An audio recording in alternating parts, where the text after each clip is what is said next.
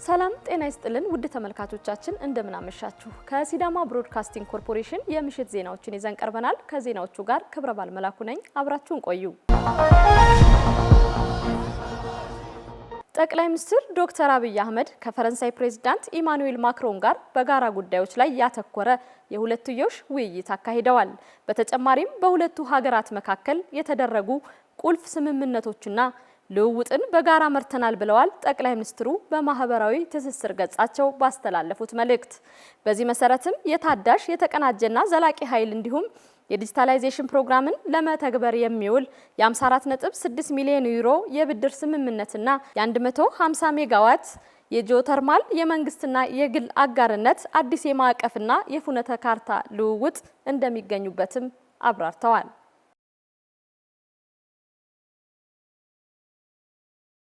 አፍሪካ ለ2030 እና 2063 አጀንዳ ግቦች የሚያስፈልጋትን የልማት ፋይናንስ ለማግኘት የተዛባውን የዓለም የፋይናንስ ስርዓት የሚያጣጥም የራሷን የብድር ደረጃ መመጠኛ ተቋም ለማቋቋም መወሰኗን የአፍሪካ ህብረት ኮሚሽን ሊቀመንበር መሐመድ አሊ ዩሱፍ ገለጹ።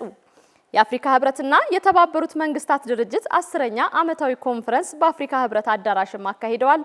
አመለወርቅ ሆሪሶ ተጨማሪ አላት።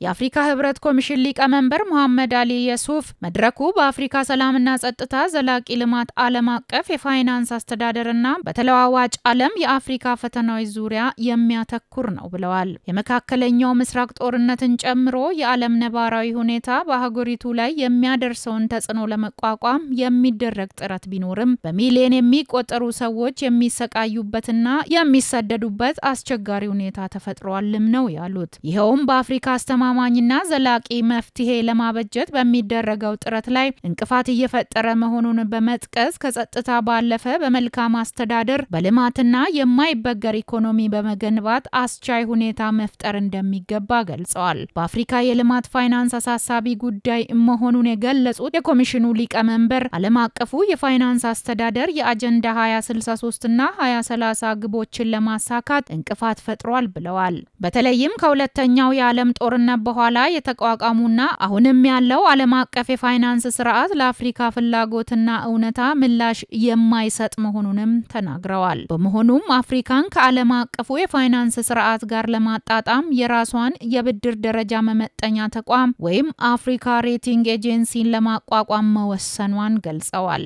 ይሄውም የአፍሪካ ህብረት በጉዳዩ ላይ በጥልቀት ሲሰራ ቆይቶ እንደ አውሮፓውያን አቆጣጠር በመጪው ሰኔ ወር 2026 በሞሪሺየስ በይፋ እንደሚጀመር አስታውቀዋል። የመካከለኛው ምስራቅ ጦርነት በአፍሪካ ላይ አሉታዊ ተጽዕኖ ማሳደሩን ገልጸው በብዙ ሀገራት የምግብ ሸቀጦች ዋጋ ንሯል፣ በአንዳንድ ሀገራት የነዳጅ ዋጋ ከ100 እስከ 150 በመቶ ጨምሯል ነው ያሉት። የአፍሪካ ህብረት ከተባበሩት መንግስታት ድርጅት ጋር በትብብር ሲሰራ መቆየቱን በመጥቀስ የእርስ በርስ ትብብርን ለማጠናከር በቅርበት እንደሚሰሩም አረጋግጠዋል። ሁለቱ ተቋማት አጋርነታቸውን ማጠናከር እንዳለባቸው በመግለጽ በተቋማቱ መካከል ያለውን ዘርፈ ብዙ ትብብር ወደፊት ማሻገር ያስፈልጋል ነው ያሉት። ዘገባው የኢትዮጵያ ዜና አገልግሎት ነው።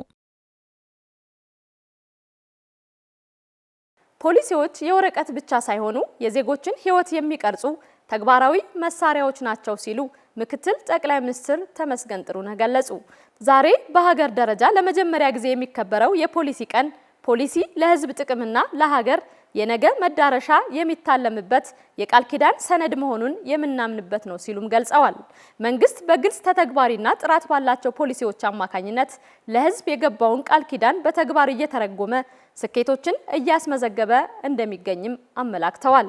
እንደ ፖሊሲ ጥናት ኢንስቲትዩት ያሉ ተቋማት በምርምርና በተግባራዊ ውሳኔዎች መካከል ድልድይ በመሆን የልማቱ የጀርባ አጥንት ሆነው እያገለገሉ መሆናቸውንም ገልጸዋል። ኢትዮጵያ ወሳኝ ምዕራፍ ላይ በምትገኝበት በዚህ ወቅት ብሔራዊ ጥቅምን ለማስጠበቅ በጂኦ ፖለቲካዊና በቴክኖሎጂ ለውጦች ላይ ቀድሞ ምላሽ የሚሰጡ ጥናቶች እንደሚያስፈልጉም ጠቁመዋል።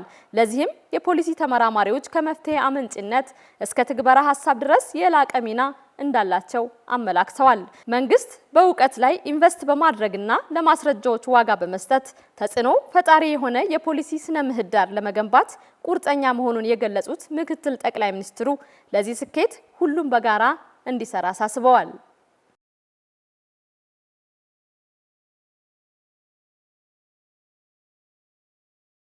ውስጣዊ አቅማችን ዲፕሎማሲያዊ ከፍታችንን በማላቅ ለዓለም አቀፍ አጋሮችና ወዳጆች ትልቅ መተማመንን ፈጥሯል አለ የመንግስት ኮሙኒኬሽን አገልግሎት። ኢሌኒ ሀርቃ ተጨማሪውን ይዛዋለች።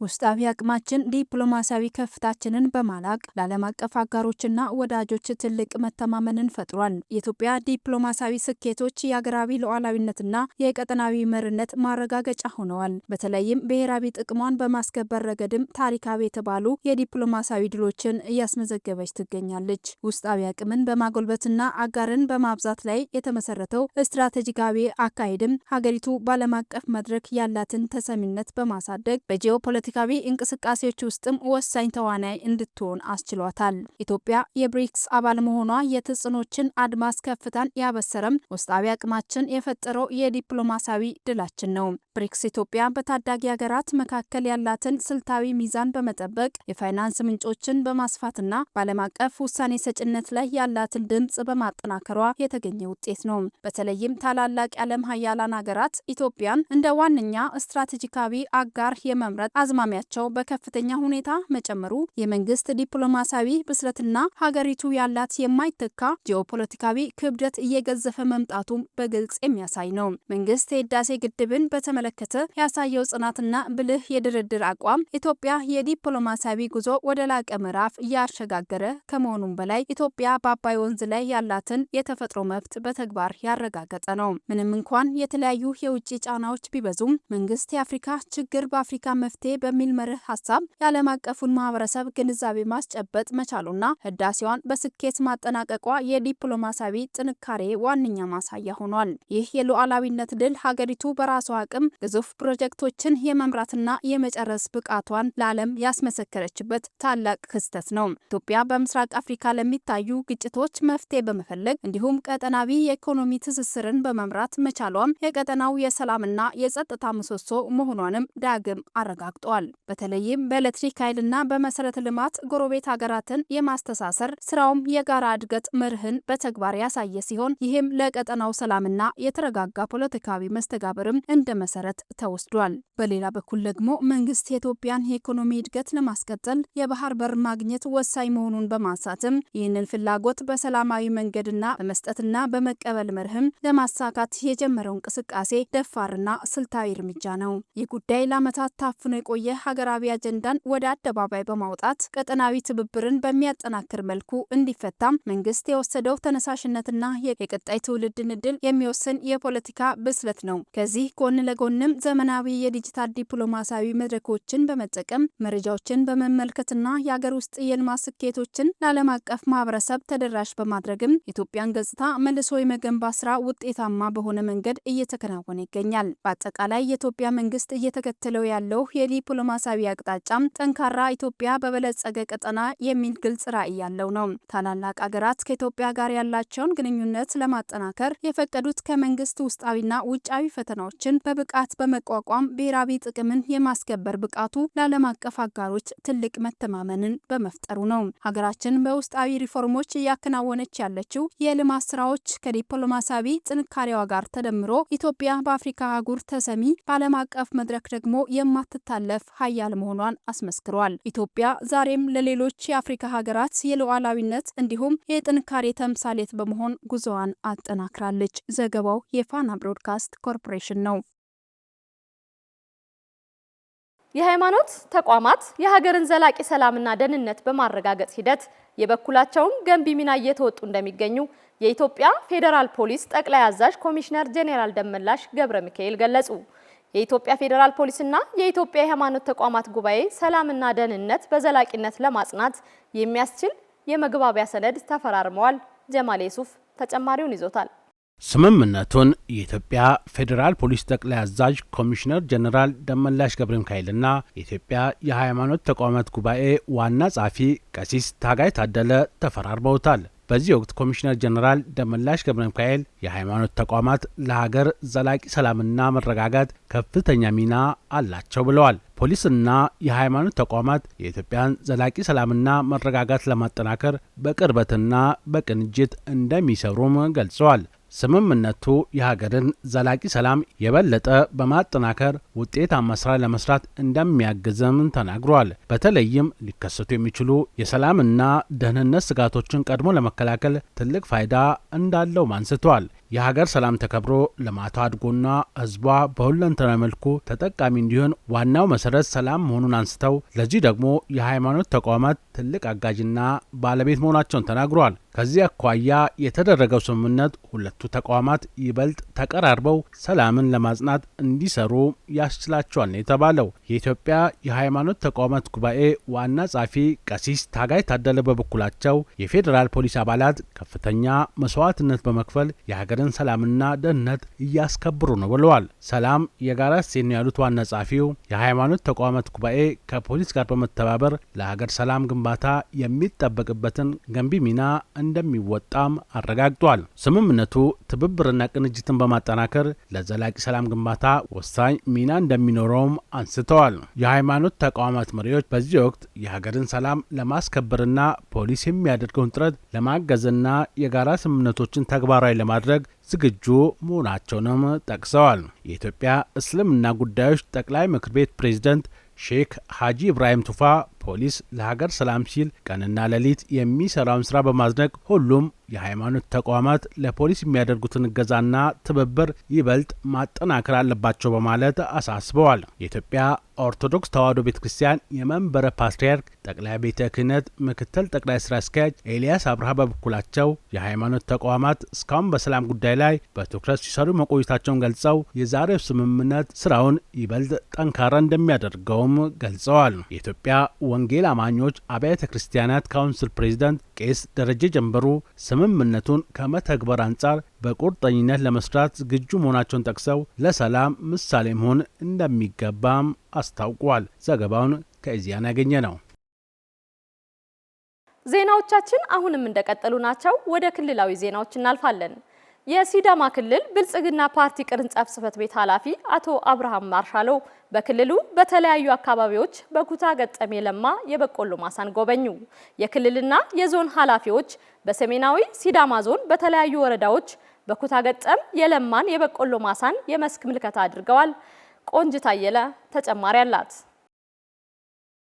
የሲዳማ ክልል የብልጽግና ፓርቲ ቅርንጫፍ ጽሕፈት ቤት ኃላፊ አቶ አብርሃም ማርሻሎ ከሌሎች የክልሉና የዞን ከፍተኛ አመራሮች ጋር በሰሜናዊ ሲዳማ ዞን በበልግ ወቅት በኩታ ገጠም የለማውን የበቆሎ እርሻ ያለበትን ደረጃ በሐዋሳ ዙሪያ፣ በብላቴ ዙሪያና በቦርቻ ወረዳዎች የመስክ ጉብኝት አድርገዋል። ኃላፊው በጉብኝቱ ወቅት እንደተናገሩት በኩታ ገጠም እየለማ የሚገኘው የበቆሎ ሰብል በክልሉ የምግብ ዋስትናን ለማረጋገጥና ምርታማነትን ለማሳደግ ጉልህ አስተዋጽኦ እንደሚያበረክት ገልጸዋል። በሰሜናዊ ሲዳማ ዞን ጉብኝት ቀጥሏል።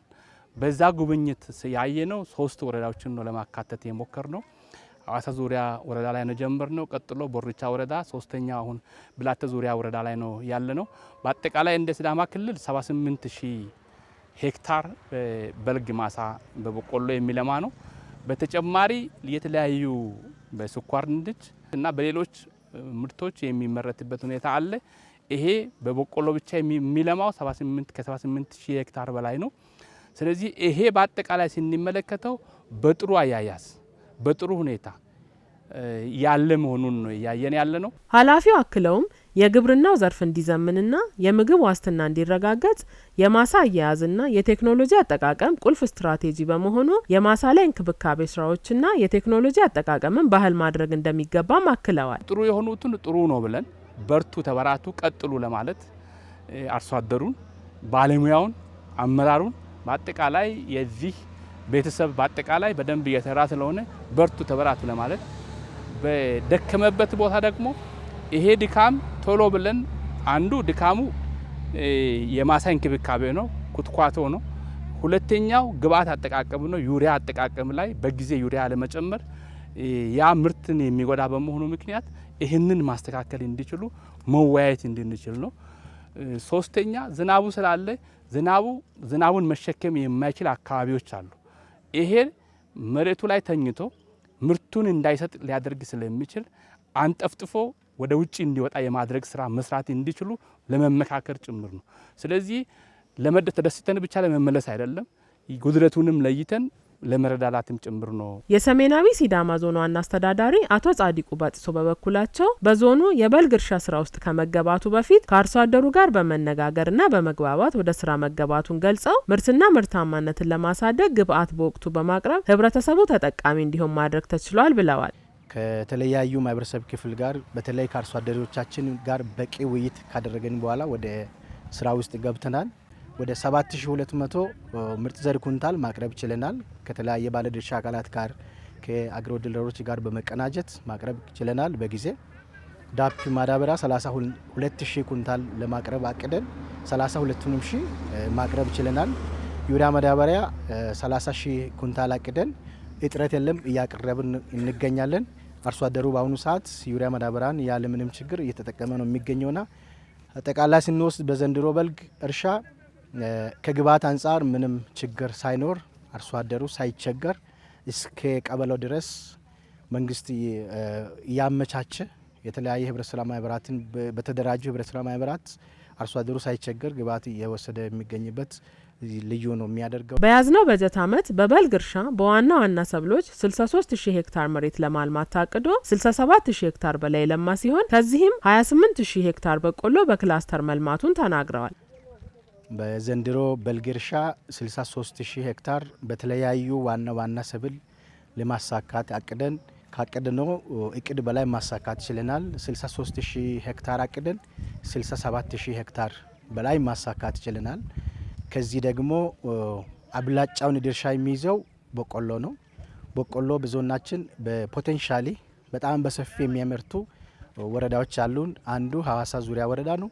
ሁለተኛ ብላቴ ዙሪያ ወረዳ፣ ቦርቻ ወረዳ፣ በከፊል ደግሞ ሸበዲኖ ወረዳ። እነዚህ አራቱ ወረዳዎች በክላስተር የበቆሎ እርሻን በስፋት ያመርታሉ። ከነዚህ ከአራቱም አብላጫውን ፐርሰንት የሚይዘው ድርሻ የሚይዘው ሀዋሳ ዙሪያ ወረዳ ነው። ሀዋሳ ዙሪያ ብቻ ከ12000 ሄክታር በላይ ነው በቆሎን የሚያመርተውና አጠቃላይ በበቆሎ የሚሸፈን 28000 ሄክታር ነው።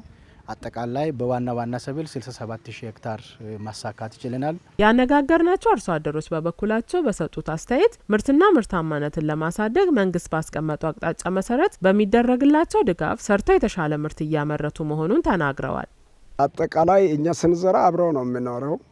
በሬ በእንትን ቦይ ስንቀድ በማሽን ስለምናርስ የምንቀዳው በበሬ ነው። በሬ ስንቀድ አብረው መጥተው እንደዚህ ይቀዳል፣ እንደዚህ ይደረጋል፣ ይሄ አይል ሜትር ይከፈታል ብለው ያስተምሩናል፣ ይጎበኙናል፣ ይከታተላሉ። አረም እንዳይበላ እንዴት እንዳረጋ እያለ መጥተው ይከታተላል። ስንዘራም አብረው ነው እነርሱ ጋር የወረዳውም የቀበሌ ባለሙያም አብረው አንድ ላይ ነው የሚከታተለው ማለት ነው። ዜሮ ወቅት ሲደርስ መንግስት ያው ምናልባት የቀበሌ ባለሙያም ስላለ ከነሱ ጋር ሀሳብ ሼር እናደርጋለን። ከዛ በኋላ ለነሱ ሀሳብ እንትን ካለን በኋላ የተሻለው ጥሩ ምርት ግብአት ማለት ነው እሱን ያው ያቀርባሉ። ካቀረቡ በኋላ ያው ጥር 1 ሲሆን ወደ ዘር ውስጥ እንገባለን፣ እንዘራለን። ከዘራን በኋላ ኩትካቶ በጊዜ ገብተን የመኮታኮት ስራ እንሰራለን። የብልጽግና ፓርቲ የተስፋ ፓርቲ ብቻ አይደለም፣ የሚጨበጥ ስራ የሚሰራበት እንጂ ሲሉ የሐዋሳ ከተማ ከንቲባ አቶ ጥራቱ በየነ ገለጹ። ከንቲባው ይህን የተናገሩት የብልጽግና ፓርቲ የሐዋሳ ከተማ ቅርንጫፍ ባዘጋጀው የወጣቶችና የሴቶች ክንፍ የንቅናቄ መድረክ ላይ ነው። ማርያማዊት ብጻተ ዝርዝሩን ይዘዋለች። የሐዋሳ ከተማ አስተዳደር ከንቲባ አቶ ጥራቱ በየነ በንቅናቄ መድረኩ ላይ ተገኝተው ብልጽግና ፓርቲ በሁሉም መስክ የወጣቶችና ሴቶችን ተሳትፎ አረጋግጧል ሲሉ ተናግረዋል። ፓርቲው የሐዋሳ ከተማ ሀብት የሆነውን ሰላም ጠብቆ የበለጸገች ሀገር እንደሚገነባ ከንቲባው ለተሳታፊዎች ቃል ገብተዋል። ፓርቲያችን በተለይ ደግሞ ፓርቲያችን ፕሬዝዳንት ክቡር ጠቅላይ ሚኒስትር የተናገሩትን ያልፈጸሙት ነገር የለም። ፓርቲያችን ተናግሮ የማይሰራው ነገር የለም። ፓርቲያችን የተስፋ ፓርቲ ብቻ አይደለም። ዛሬ ከተስፋ ወደሚጨበጥ ብርሃን ተሸጋግረናል። ይሄ በከተማችን በተጨባጭ የሚታይ ነው። ስለዚህ ብልጽግና ለዚህ ሀገር ብቻ ሳይሆን ለመላ አፍሪካም የተስፋ ለመላ አፍሪካም የእድገት ለመላ ዓለም በተለይ ለታዳጊ ሀገራት ደግሞ ምልክት ሆኖ በዓለም ዘንድም ጭምር የኢትዮጵያ ብልጽግና እየታየ ሌሎች ተሞክሮ እየመጡ የሚቀስሙበት ሆነ። ሐዋሳ ከተማችን ባለፉት ጊዜያት በሰራናቸው ስራዎች በርካታ ተሞክሮ የሚቀሰምባቸው ጉዳዮች ስላሉ ብዙ ከከተማችን ተሞክሮ በመውሰድ የመጡ ብዙ ናቸው። ሐዋሳ ለሁላችን የተመቸች ለሁላችን ተረጋግተን የምንኖርባት፣ ሐዋሳ ወጣቶች በኢኮኖሚ ተጠቃሚ የሚሆኑባት፣ ሐዋሳ ሴቶች በሁሉም የልማት መስኮች ተሳታፊ ተጠቃሚ የሚሆኑበት በሚሰሩ ልማት ስራዎች ሁሉ እናንተን ታሳቢ ያደረጉ እንዲሆኑ እየሰራ ነው። የብልጽግና ፓርቲ የሐዋሳ ከተማ ቅርንጫፍ ጽህፈት ቤት ኃላፊ አቶ ማራዱና ዘለቀ 7ኛው ሀገራዊ ምርጫ ሰላማዊ፣ ተአማኒና ፍትሃዊ እንዲሆን የፓርቲው የወጣቶችና ሴቶች ክንፍ የራሱን ሚና እንዲጫወት ጥሪ አቅርበዋል። አክለውም ብልጽግና ፓርቲ በሐዋሳ ከተማ ላይ በአጭር ጊዜ የሰራቸውን የልማት ስራዎች እንዲሁም የኮሪደር ልማት ሂደትን በስፋት በመድረኩ አብራርተው የበኩሉን አስተዋጽኦ ላበረከተው የከተማው ነዋሪ ምስጋና አቅርበዋል። ከ338 ሚሊዮን ብር በላይ በአይነት ቤቱን አጥሩን በማስጠጋት ዋጋ ከፍሏል። የከተማው የልማቱ የጀርባ አጥንት የሆነ ህዝብ ነው ማለት ነው ያለውና ከዚህ አንጻር በጣም ህዝቡን ማመስገን እንፈልጋለን። በንቅናቄው መድረክ ከሁሉም የሐዋሳ ክፍለ ከተሞች የተውጣጡ አባላትና ደጋፊዎች ተገኝተው ድጋፋቸውን አሳይተዋል።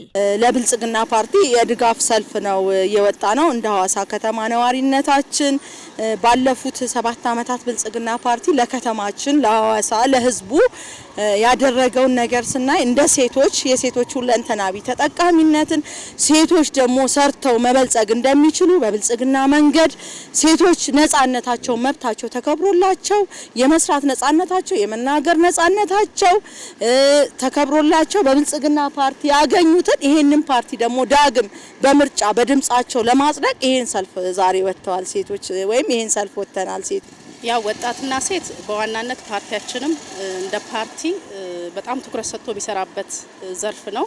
ሴቶችም እንደ ሴት ወጣቱም እንደ ወጣት አንደኛ የወሰዱትን ካርድ በጥንቃቄ ይዘው ፓርቲያቸውን መምረጥ እሱ ብቻ አይደለም ሌሎችም ፓርቲያችንን እንዲመርጡ ሀሳብ የማስቀየርና ሀሳብ ስናስቀይር ደግሞ ፓርቲያችን የሰራቸው የሚታዩ በጣም ለአይን የሚታዩ አመርቂ ስራዎች አሉ። እሱን ለሁሉም ማህበረሰብ ለማህበራዊ መሰረት ለሁሉም ማስገንዘብ ማሳየትና ያው ድሉን እንድንጎናጸፍ የድርሻችንን እኛም ሴቶች ወጣቶችን በዛ ልክ መወጣት ያለብን ነው ይመስለኝ። መላው ህብረተሰብ ለ7ኛው ጠቅላላ ምርጫ ፍጹም ሰላማዊነት መረጋገጥ የራሱን ድርሻ ሊወጣ ይገባል ሲሉ የሐዋሳ ከተማ ከንቲባ አቶ ጥራቱ በየነ ገለጹ። ኢትዮጵያን ወደ ተምሳሌት ሀገር በሚል መሪ ቃል የሐዋሳ ከተማ የብልጽግና ህብረቶች ቤተሰቦችና አባላት የምርጫ ቅስቀሳና የቀጣይ አቅጣጫ መድረክ አካሂዷል። ጽዮን ዮናስ ዝርዝር አላት። በመድረኩ የሐዋሳ ከተማ ከንቲባ አቶ ጥራቱ በየነ እንደገለጹት ምርጫው ሰላማዊና ተአማኒነት ያለው እንዲሆን በተቀሩት ቀናት ህብረተሰቡ የራሱንና የአካባቢውን ሰላም በማስጠበቅ የምርጫ ሂደቱን ሊረብሹ ከሚችሉ ችግሮች በመጠበቅ የነቃ ተሳትፎ ሊያደርግ ያስፈልገዋል ብለዋል። ብልጽግና ሐዋሳን የአፍሪካ የቱሪዝም ማዕከል ለማድረግ የጀመራቸው የልማት ስራዎች አሁንም ተጠናክረው ይቀጥላል ያሉት ከንቲባው ነዋሪውም ድጋፉን እንዲያጠናክር አሳስበዋል። ብልጽግና እንደ ከተማ በርካታ ውጤቶችን ማስመዝገብ ችሏል። ከተማችን በብልጽግና እየተመራ ባለፉት ዓመታት የነበሩ ማነቆችን በመፍታት በአሁኑ ሰዓት ከተማችን የኢትዮጵያ የብልጽግና ተምሳሌት ምናልባትም በቀጣዮቹ ጥቂት ዓመታት ውስጥ አሁን በጀመርነው የልማት መንገድ ከቀጠል የአፍሪካ የኮንፈረንስ የቱሪዝም ማዕከል ሁሉም ዜጎች ወደ ሐዋሳ የሚተሙባት እንግዶች ወደ ሐዋሳ ለመምጣት የሚመኙት ለመኖር የሚመኙት ከተማ ለማድረግ የጀመርነው ስራ በአጭር ጊዜ ውስጥ እውን እንደሚሆን የሚያሳይ ነው። አሁንም በዚህ 7ኛ ሀገራዊ ምርጫ እንደ ከተማ ነዋሪ እዚህ የተገኛችሁ የፓርቲያችንም አባላት የብሎክ እና የመንደር መሪዎች ዛሬ እዚህ የተገናኘንበት በአንድ መልኩ የፓርቲያችን የምርጫ ቅስቀሳ ለማካሄድ በሌላ መልኩ ደግሞ እንደ ከተማ ነዋሪ በእጃችን የገባውን ድል እንደ ከተማ ነዋሪ በብልጽግና እየሰራን ያለናቸውን ስራዎች በላቀ ደረጃ እንድናስቀጥል ኃላፊነታችንንም እንድንወጣ ነው። ይሄም ኃላፊነት በአንድ መልኩ ምርጫው ሰላማዊ፣ ዲሞክራሲያዊ፣ ፍትሃዊ፣ ተአማኒነት ያለው እንዲሆን እናንተ የህዝብ መሪዎች ስለሆናችሁ ኃላፊነታችሁን እንድትወጡ ነው። በሌላ መልኩ ብልጽግና የጀመረውን የልማት ስራ እንደ ሀገር የጀመረውን እንደ ክልል የተጀመረውን እንደ ከተማ የጀመረውን እንዲያስቀጥል እናንተ ብቻ ሳትሆኑ በእናንተ ስር ያሉ የከተማችን ነዋሪዎች በነቂስ ወጥተው በምርጫው ዕለት ድምጻቸውን እንዲሰጡ የማድረግ ኃላፊነት እንድትወስዱ ነው። የብልጽግና ፓርቲ የሐዋሳ ከተማ ቅርንጫፍ ጽህፈት ቤት ኃላፊ አቶ ማራዶና ዘለቀ በሐዋሳ ከተማ የተከናወኑና በመከናወን ላይ ስለሚገኙ የልማት ስራዎች በዕለቱ ገለጻ ያደረጉ ሲሆን ባለፉት ጊዜያት የተሰሩ ፕሮጀክቶች አመርቂና ተስፋ ሰጪ መሆናቸውን ተናግረዋል። አክለውም በሀገራዊ ጠቅላላ ምርጫ ካርድ የወሰደ ሁሉ በነቂስ በመሳተፍ ከምርጫው በፊት ባሉ የቅስቀሳና የትስስር ስራዎች ላይ እንዲሳተፍ፣ በምርጫው ዕለትም የድምጽ አሰጣጥ ሂደት ሰላማዊ እንዲሆን በጋራ ልንሰራ ይገባል ብለዋል። እንግዲህ በ5 ዓመት ሂደት ውስጥ ፓርቲው የሰራውን ስራ በጉልህ አንስተናል። እንደ ሀገር ያሉ ሰፋፊ ስራዎች አሉ የተሰሩ።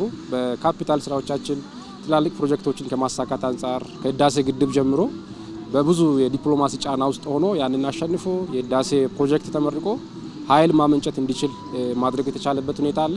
በሌሎች ዘርፎች ከዚህ ቀደም ግብርና መር ነበረ እንከተል የነበረው። አሁን ላይ ብዙ ዘርፎች ላይ ለውጥ ማምጣት እንደሚቻል ኢትዮጵያ አቅም እንዳላት በቱሪዝሙ ኢኮኖሚ ደግሞ ብዙ አማራጮች እንዳሉት በቱሪዝሙ ኢኮኖሚያችንን ማሳደግ እንደምንችል በማዕድን ዘርፍ የተሰሩ ስራዎች እንደ ሀገር በጉልህ የሚጠቀሱና ቀጣይ ደግሞ በተለይ የተፈጥሮ ነዳጅ የተፈጥሮ ጋዝ ወደ ስራ ከማስገባት አንጻር የተጀመረው ጅምር ስራ አለ።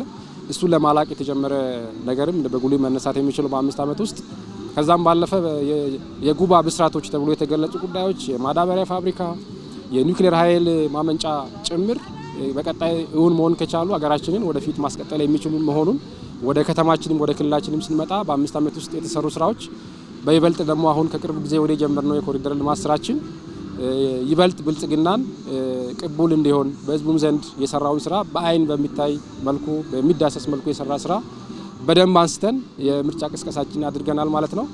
ይሄ በስፋት እንዲቀጥል የተጀመረው ነገር የሀይቅ ልማት ዳርቻውን ይፋ አድርገናል ልማቱን። ይሄ እውን እንዲሆን ብልጽግና መመረጥ አለበት። ስለዚህ ከዚህ አንጻር በደንብ ከዚህ በኋላም ካሸነፍን ምን ሰራቸው ስራዎችን በግልጽ ለህዝቡ ያስተዋወቅንበት መድረክ ነው ማለት ነው። መንግስት የጀመረውን የልማት እንቅስቃሴ ለመደገፍ ዝግጁ መሆናቸውን የመድረኩ ተሳታፊዎች ገልጸዋል። ሰርታችሁ ማሳየት አቅማችሁን አሳይታችሁናል። በጣም እናመሰግናለን። አሁንም መስራት የተጀመረበት ቦታ ተሰርቶ እያየን ነው። አምሮባታል። ሐዋሳ ደምቃለች። እኛም ደምቀናል፣ አምሮብናል። ኑ ሐዋሳን እዩ ጎብኙልን ብለን ለማለት አሁን ከዚህ በኋላ አናፍርም። በጣም ታምራለች። ኢሮፕ ዘሴም ዱባይ ሆናለች ሐዋሳ ማለት ይቻላል። እውነት በጣም ነው የምናመሰግነው። በጥንቃቄ ጠንክራችሁ ሰርታችሁ የሀይቅ ዳርቻውንም ልክ እንደ አባይ ግድብ ተሰርቶ ተፈጽሞ በአጭር ጊዜ ውስጥ እንደምናይ ተስፋ እናደርጋለን። በርቱልን፣ አሁንም ከጎናችሁ ነን። በዕለቱ የከተማው ከንቲባ አመራሮችና በርካታ የህብረተሰብ ክፍሎች በተገኙበት በሐዋሳ ጎዳናዎች ላይ ደማቅ የድጋፍ ሰልፍም ተከናውኗል። በዓለም አቀፍ የቀዳማይ ልጅነት ልማት ጉባኤ ክልሉ ከዓለም አቀፍና ከሀገር በቀል ተሞክሮች ትምህርት እንዲወስድ ትልቅ እድል የፈጠረ መሆኑን የሲዳማ ክልል ከፍተኛ አመራሮች ገለጹ። በአዲስ አበባ እየተካሄደ በሚገኘው ዓለም አቀፍ የቀዳማይ ልጅነት ልማት ጉባኤ የሲዳማ ክልል ከፍተኛ የስራ ኃላፊዎችን ያካተተ ልዑክ በመሳተፍ ላይ ይገኛል። ሲሳይ ከበደ ተጨማሪ አለው።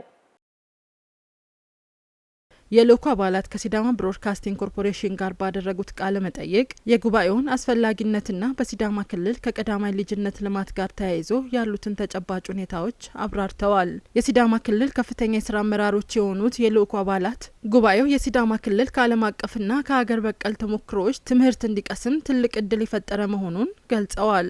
የሲዳማ ክልል ጤና ቢሮ ኃላፊ ዶክተር ሰላማዊት መንገሻ የቀዳማይ ልጅነት ስኬታማ የሚሆነው ልጆች ከመጸነሳቸው ጀምሮ በሚደረግላቸው የጤናና የስነ ምግብ እንክብካቤ እንደሆነ ገልጸዋል። በክልሉ የህጻናትን የመቀንጨርና የተመጣጠነ ምግብ እጥረት ችግሮችን ለመቅረፍ የክትባት ተደራሽነትን ለማረጋገጥና በመጀመሪያዎቹ 1000 ቀናት የጤናን እንክብካቤ ውጤታማ ለማድረግ የጤና ኤክስቴንሽን ፕሮግራም ጨምሮ ሰፊ ስራዎች እየተከናወኑ መሆኑንም አብራርተዋል። ይህ ዓለም አቀፍ ጉባኤ በዘርፉ አዳዲስ አሰራሮችንና የቴክኖሎጂ ተሞክሮዎችን ለማግኘት ትልቅ እድል መፍጠሩንም አንስተዋል። የሲዳማ ክልል የሴቶች ህጻናትና ማህበራዊ ጉዳይ ቢሮ ኃላፊ ወይዘሮ እመቤት ኢሳያስ የህጻናትን ሁለንተናዊ መብትና ደህንነት የማስከበር ስራ ከቀዳማይ ልጅነት እድገት ጋር ቀጥተኛ ትስስር እንዳለው አስገንዝበዋል። በክልሉ ህጻናትን ከማህበራዊና ስነ ልቦናዊ ጫናዎች ነጻ ሆነው እንዲያድጉም የተመጣጠነ ምግብ እንዲያገኙና ከቤተሰብ እንክብካቤ እንዳይለዩ ከሚመለከታቸው አካላት ጋር በቅንጅት እየተሰራ መሆኑንም አንስተዋል። ይህ ጉባኤ በሴቶችና ህጻናት ዘርፍ ያሉ የፖሊሲ ክፍተቶችን ለመሙላት አቅም እንደሚሆንም ጠቁመዋል። የክልሉ ከተማና መሰረተ ልማት ቢሮ ኃላፊ አቶ ብሩክ ሰለሞን በበኩላቸው ህጻናት ተስማሚና ምቹ አካባቢ እንዲኖራቸው የመሰረተ ልማት ሚና ከፍተኛ መሆኑን ገልጸዋል። በአሁኑ ወቅትም በሲዳማ ክልል በሚገኙ ከተሞች በተለይም በሐዋሳና በሌሎች በማደግ ላይ ያሉ ከተሞች ለህጻናት ማዋያ ሊሆኑ የሚችሉ አረንጓዴ ስፍራዎችንና ፓርኮችን የመለየትና የመገንባት ስራዎች በትኩረት እየተከናወኑ መሆኑንም አብራርተዋል።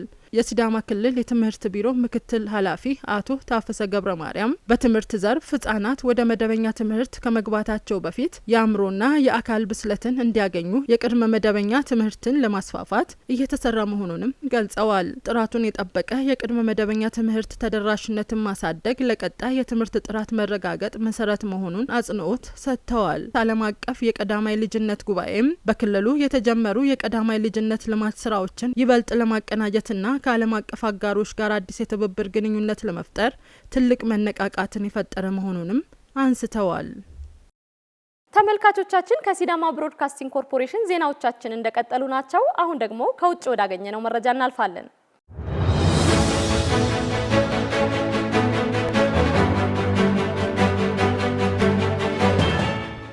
ቻይና ከፕሬዝዳንት ዶናልድ ትራምፕ ይፋዊ ጉብኝት አስቀድማ 4 ቀይ መስመሮች ያለቻቸውን ጉዳዮች ይፋ አደረገች። ቤጂንግ ከታይዋንና ከሰብአዊ መብቶች ጋር በተያያዙ የቻይና የውስጥ ጉዳዮች ላይ አሜሪካ ጣልቃ መግባት እንደሌለባት እንዲሁም የቻይና የልማት መብት ማክበር እንደሚገባት አሳስባለች። ማርያማዊት ብጻተ ተጨማሪ አላት። የዩናይትድ ስቴትስ ፕሬዚደንት ዶናልድ ትራምፕ ከቻይናው ፕሬዚዳንት ዢ ጂንፒንግ ጋር ዛሬ ይገናኛሉ። የአሜሪካው ፕሬዚዳንት ትራምፕ ማክሰኞ ዕለት በሰጡት መግለጫ ዢ ጂንፒንግ ተግባብተን ልንጓዝ የምንችል ጓደኛ ናቸው ሲሉ ገልጸዋቸዋል።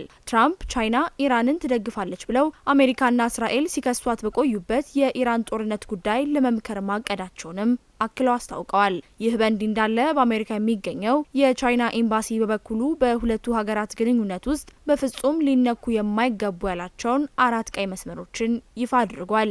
እነዚህም ታይዋን፣ ዲሞክራሲና ሰብአዊ መብቶች፣ የልማት አቅጣጫዎችና የፖለቲካ ስርዓቶች እንዲሁም የቻይና የመልማት መብት ናቸው። ቤጂንግ አሜሪካ በውስጥ ጉዳዮቿ ጣልቃ መግባት ወይም እርሷ ተገንጣይ የምትለውን የታይፒ አስተዳደርን መደገፍ እንደሌለባት አበክራ እየገለጸች ነው። የዩናይትድ ስቴትስ ፕሬዚዳንቱ ዶናልድ ትራምፕ ከዛሬ ቀን ጀምሮ ለ2 ቀናት በቻይና የሚያደርጉት እጅግ ወሳኝ ጉብኝት በዓለማችን ግዙፍ የሆኑት የሁለቱ ኢኮኖሚዎች የንግድ ግንኙነትና በመካከላቸው ያለውን የፉክክር መንፈስ በአዲስ መልክ ለመቅረጽ የሚያስችላቸው ታሪካዊ አጋጣሚ መሆኑ ተነግሯል። ይሁን እንጂ የታቀደው ግብ ላይ ለመድረስ ፕሬዚደንቱና የቻይናው መሪ በሁለቱ ሀገራት መካከል ያሉ ውስብስብና አስቸጋሪ ቅራኔዎችን መሻገር እንደሚኖርባቸው መረጃዎች ይጠቁማሉ።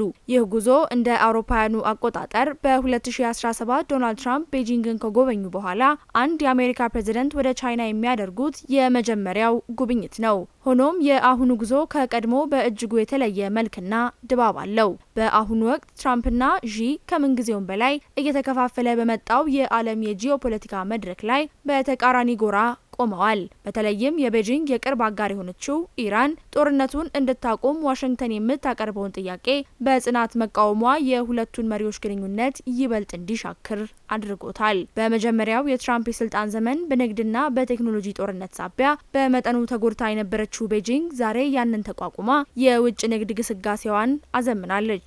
አሁን ላይ ቻይና ራሷን የቻለችና የበለጸገች የከፍተኛ ቴክኖሎጂ ሀያል ሀገር ለመሆን በቅታለች። ይህም በሁለቱ ሀገራት መካከል ያለውን የፉክክር ሚዛን ወደ አዲስ ምዕራፍ አሸጋግሮታል። ፕሬዚዳንት ትራምፕ ለውይይት የሚቀመጡት በሀገራቸው ያለውን ስልጣን አጥብቀው ከያዙና በቻይና የስልጣን ዘመን ገደብ ላይ የተደረገውን ህግ በመሻር ለረጅም ጊዜ ለመቆየት ከወሰኑ መሪ ጋር ነው። በአንጻሩ ሺ ደግሞ የአሜሪካን የውጭ ጉዳይ ፖሊሲ ሙሉ በሙሉ በመለወጥ ረገድ ሰፊ እርምጃዎችን የወሰዱ መሪን ያገኛሉ። ሆኖም ይህ መሪ ትራምፕ የአሜሪካ ህግ በሚፈቅደው መሰረት በመጨረሻው የስልጣን ዘመናቸው ላይ የሚገኙ መሆናቸው በውይይቱ ላይ የራሱ የሆነ የፖለቲካ ትርጉም ይኖረዋል ተብሎ ይገመታል። በኢንተርናሽናል ክራይሲስ ግሩፕ የዩኤስ ቻይና ግንኙነት ከፍተኛ አማካሪ አሊ ዋይን ቻይና እንደ አውሮፓውያኑ አቆጣጠር በ2017 ጀምሮ በነበረው ግንኙነት ከአሜሪካ ጋር እኩል መሆኗን ለማረጋገጥ ስትጥር ቆይታለች ሲሉ ያስታውሳሉ።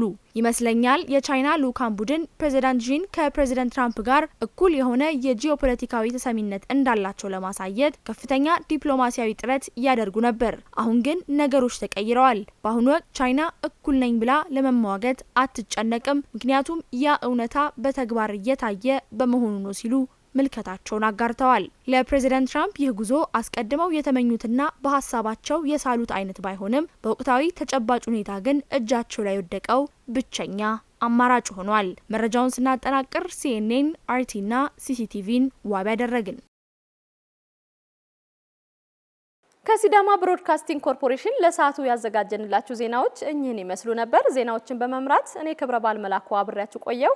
አብራችሁን ስለቆያችሁ እጅግ እያመሰገንን ከቀሪ የቴሌቪዥን ፕሮግራሞች ጋር መልካም ቆይታ